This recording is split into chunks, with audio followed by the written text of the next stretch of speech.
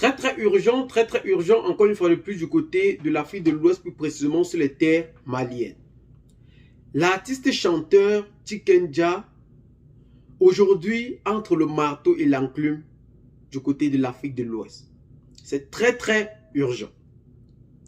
Le célèbre artiste, à travers sa musique de reggae, qui cumule déjà aujourd'hui presque 500 000 vues dans les réseaux sociaux, parce qu'il ne cesse d'attiser la population pour réellement comprendre ce qu'il ne cesse de dire du Togo, en passant par le Cameroun, le Tchad et les pays de l'AES. Le reggae est très connu pour ses discours politiques, la défense sociétale et bien d'autres encore.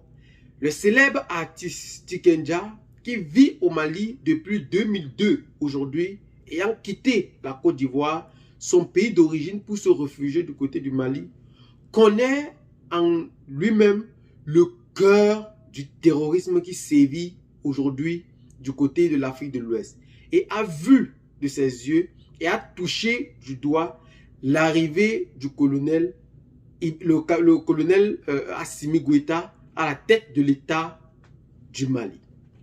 Ce dernier a préféré fustiger à travers une chanson qui ne laisse plus personne indifférent et qui a donc décidé de le postuler entre le marteau et l'enclume.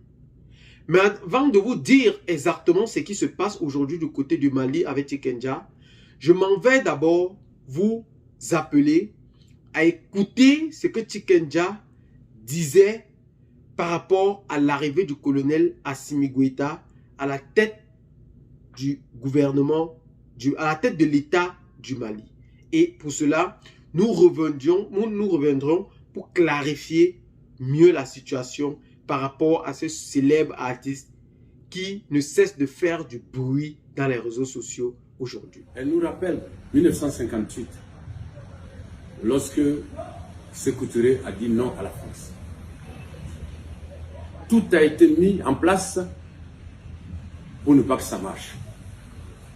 Et depuis que le Mali a décidé de prendre son destin en main, depuis que le Mali a décidé de mener sa guerre pour libérer son territoire, alors tout est mis en place pour ne pas que ça marche.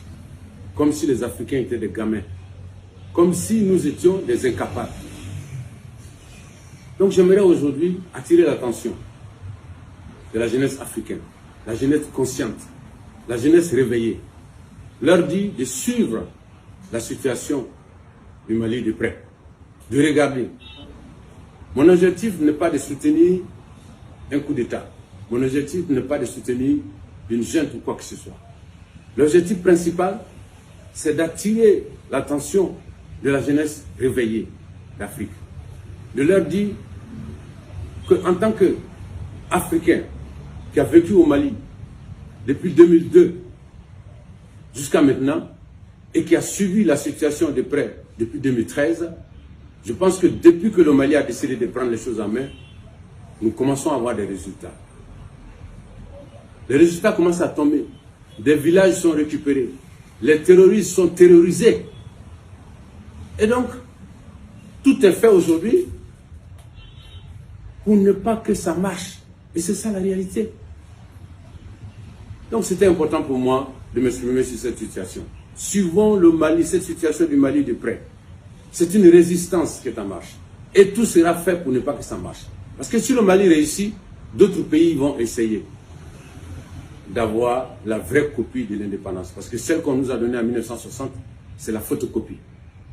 Rastafari. Vous avez bien écouté, le célèbre artiste Tiken Jah a apporté son soutien massif au colonel Assimi Goïta, installé à la tête de l'État depuis 2021 face à un double coup d'État qu'il a perpétré sur le sol malien. L'indépendance du Mali est proche. L'indépendance du Mali est entre les mains. Quittons d'une indépendance fictive à une indépendance réelle. Dit en quelques mots, le célèbre artiste Tiken Jah lors de l'arrivée du président de la transition, le colonel Assimi Goïta, au pouvoir. Mais aujourd'hui, le célèbre artiste Tikenja accuse publiquement le colonel Assimi Goïta, le capitaine Ibrahim Traoré et le général Abdourahmane Tchani d'enfreindre la loi, de toucher la Constitution ou de manipuler la Constitution, de priver la population aussi en quelque sorte de la parole, de priver la population en réalité de ses droits de liberté, de ses droits de communiquer, de ses droits d'aller et venir, qui font la qualité première d'une situation. Et il dit ceci, en réalité, que c'est par des discours, ou c'est la liberté d'opinion qui permettra le vrai changement du côté de l'Afrique de l'Ouest. Mais ceci n'a pas été vu d'un même angle par tout le monde. Il a accusé peut-être au Cameroun la dureté du pouvoir de Paul Biya. Il a accusé au Cameroun, au Tchad par exemple, le coup d'État perpétré par le fils et qui aujourd'hui n'a pas respecté la Constitution. Il a accusé du côté du Togo la royauté qui ne cesse de se perpétuer. Mais du côté de l'AES aujourd'hui, où on a besoin de toutes les forces du soutien de la population.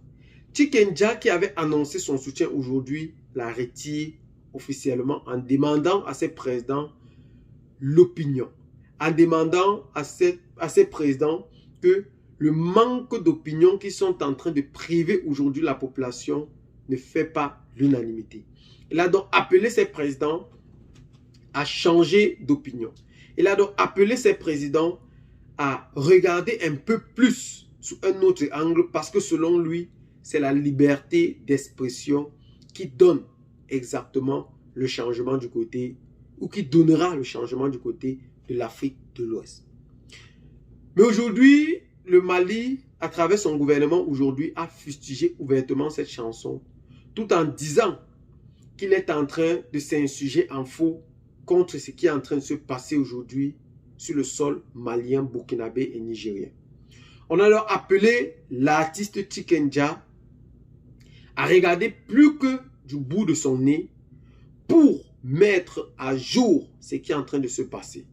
Le président de la transition, le colonel Assimi Goïta, a dit en haute et intelligible voix par ceci que l'artiste aujourd'hui est en train de nourrir le peuple d'une colère, est en train de nourrir le peuple d'un fléau dont il ne dit pas son nom aujourd'hui.